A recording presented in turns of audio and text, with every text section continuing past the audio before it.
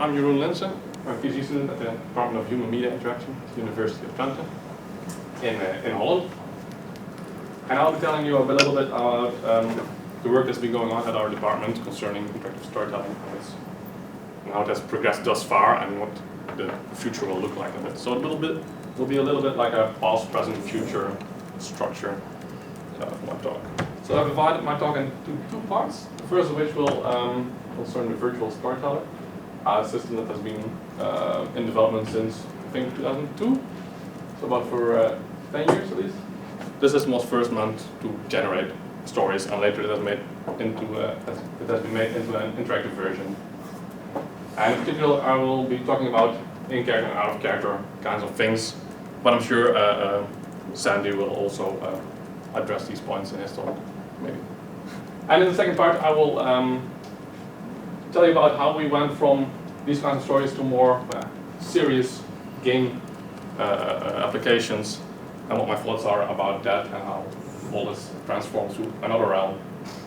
So first, I'll tell you about the virtual storyteller. And for that I have a short video.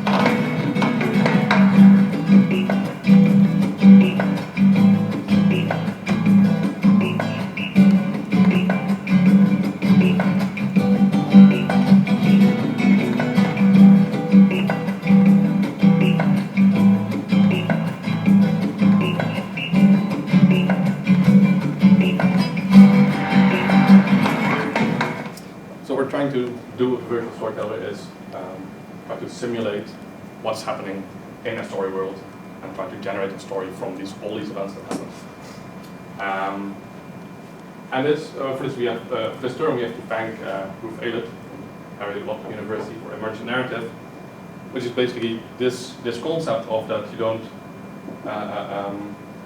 specify storylines and stuff like that, but you give characters a room to do their own actions and have their own plans and their own goals, and just having a narrative emerge from all these interactions. And as I said, lately we have been moving from simulation or story generation to interactive stories. And so as I said, emergent narrative, story emerges from all of these characters' actions, and in that it's a bit like, well, improvisational theater, because as an improv, when you have these actors, they try to act out interesting roles and interesting people, and they say to themselves, okay, what would be funny to do or what would be interesting to do, and they reason about these things and try to enact this. Each actor can offer new information to the story world, and other actors can accept this information and try to build on that, and in that way a story grows from all these interactions. So I won't go into much detail about this because this is a bit technical, but as you saw in the video, we have 3 kinds of agents in the virtual storyteller. One is the plot agent, who assigns all roles and, well, makes sure everything happens as is, and the world agent, who tries to maintain an objective world state of story world, because character agents can have their own perceptions and their own beliefs, which do not necessarily have to be true, of course. And so all these character agents are virtual characters, and they can plan towards their own goals. And also, as the video showed, when characters try to do something, they always adopt a goal, which you see in the top here. I think you can read it, but it's a goal to get food somewhere. So an agent starts to think like, okay, what do I have to do to fulfill this goal? I have to walk to a different location, which is the other action there.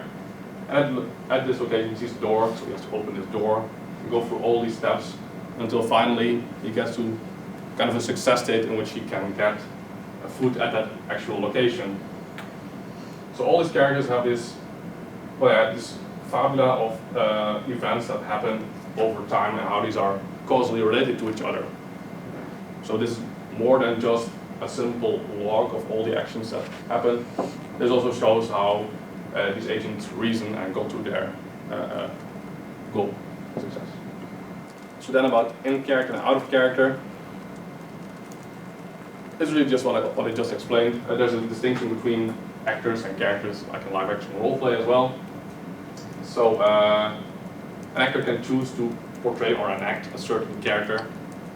So he thinks, as an actor, well, maybe I'm a typical teenager, and then puts on his mask and tries to enact his role and says, whatever, just leave me alone, I'm a typical teenager.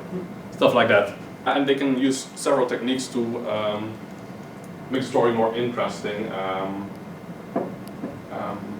And one of which I will show you in the next slide. This is a story that was generated. This is just a simple run through of all the actions that were performed. What you see here is that Scurvy, this kind of stinky, smelly rat, wants to get a piece of cheese on the pirate ship.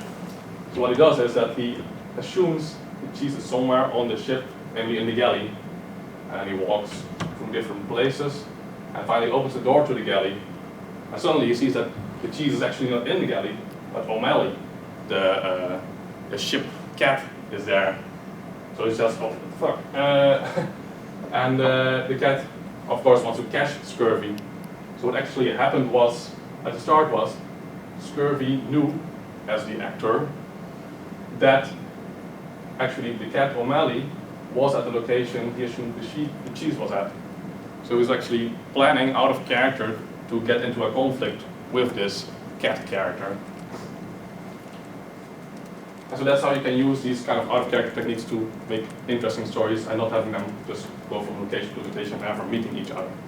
And the second story is actually built from a fabula graph that you just saw and transformed into natural language. through NLG. So once upon a time, there was a beautiful princess called Amalia. A knight from a faraway country was in love with her. She was in love with the young prince. And the next sentence says the knight was jealous, so he wished to kidnap her, which is a justification for a goal that this character has. So that's also narrated.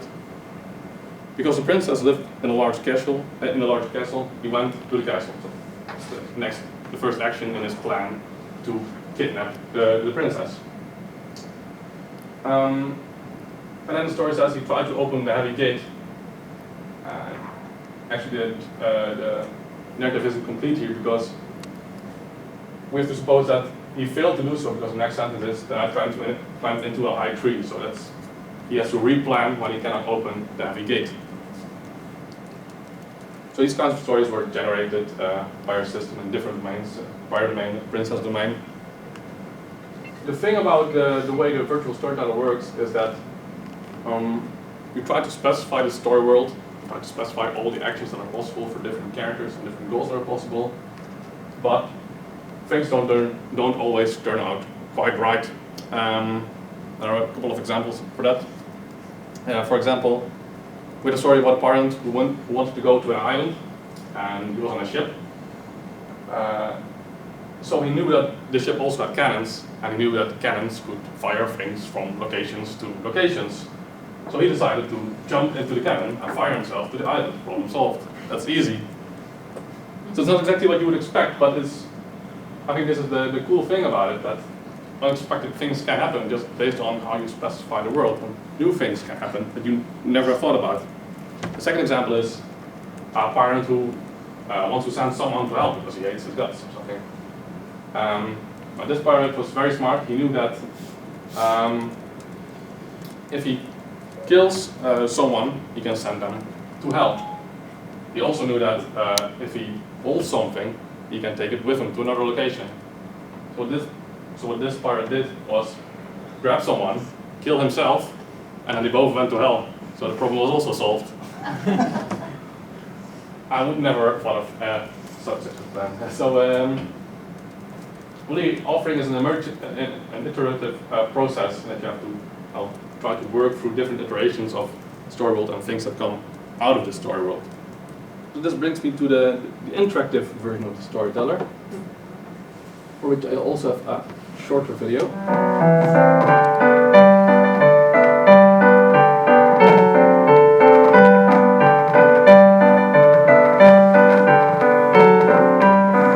Er was eens een klein meisje met een rood kapje op haar hoofd. Ze wilde een verjaardagstaart naar haar oma brengen.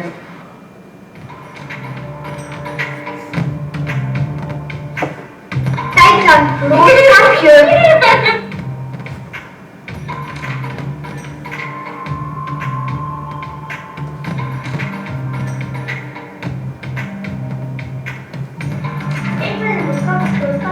Maar ik heb nog niks gemaakt. Ja, maar ik ben een stapje.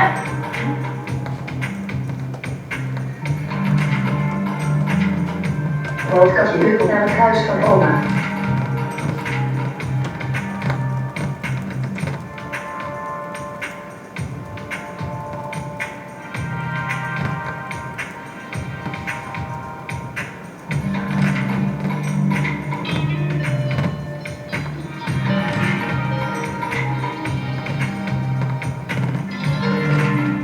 Wolfje probeert een plan te bedenken. Geef hier, zegt Wolfje en pakt de appeltaart van oma af. Roodkapje barst een lach uit. Geef het terug, die is van mij. Zegt oma en pakt de appeltaart weer terug van Wolfje.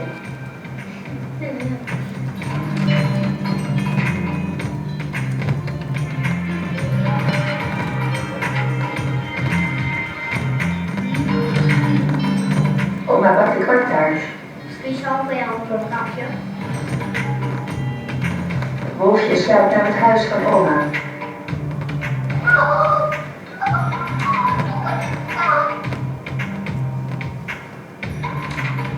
Roodkapje huppelt naar het strand.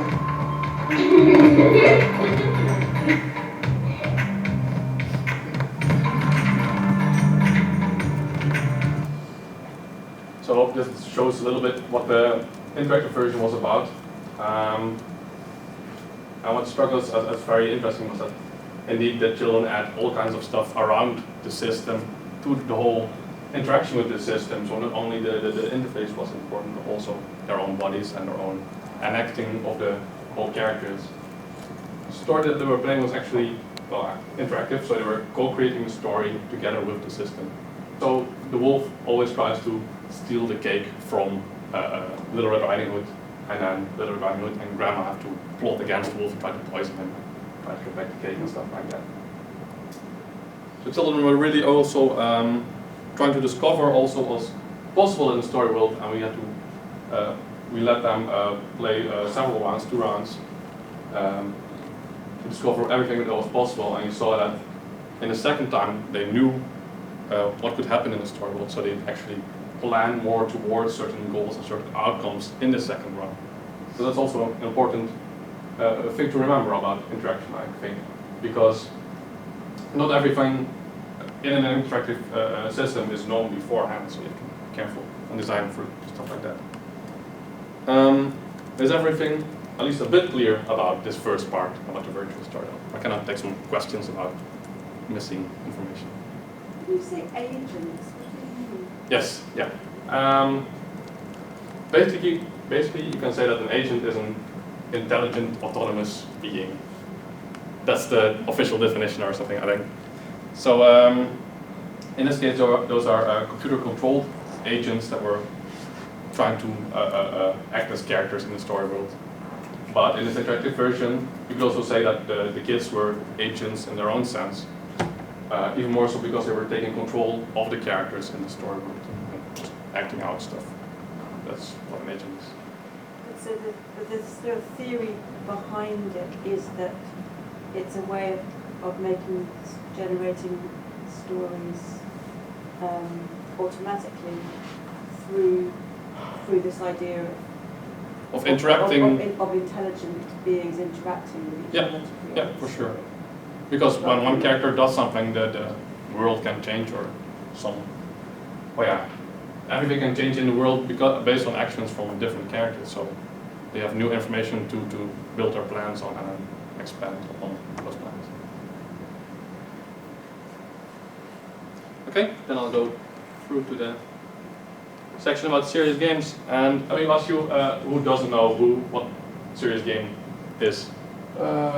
If I'm taking a very abstract definition again, a serious game is a game that is meant for any purpose other than just entertainment. So in this case, at least what I will talk about, it has some educational value. So rather than just entertaining, it tries to convey certain learning goals. But what I was thinking about was, we have this term of serious games, but what about serious stories? The very first stories were about, they were dealing with morals that tell you something about what should and shouldn't be done, like obeying the gods or respecting your elders or all this stuff like this. So it's not of a far-fetched step to go from storytelling to serious gaming and trying to teach people something. As through stories, people also think about what's happening in the story, what happens to the protagonist, what's he going through, and you reflect on these events. And this is just a fun quote I found, that narrative is read approximately twice as fast as informational text, but remember, twice as well. But now on to games. When I was doing my master thesis, under supervision of Erik van der Spek, we always said that all games revolve around learning. Now for some people this is a bit of a weird statement, because they say, oh, it's just shooting people and I don't know what. So it's not very interesting. But when you look like a prototypical game like Super Mario Brothers World, 1-1,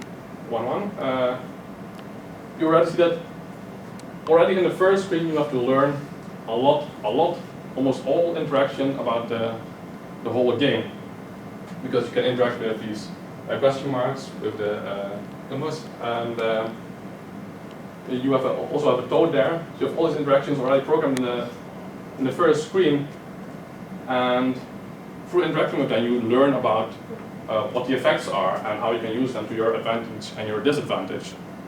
So to me this is a very clear example that you can learn from games, because you have to master these skills in order to progress.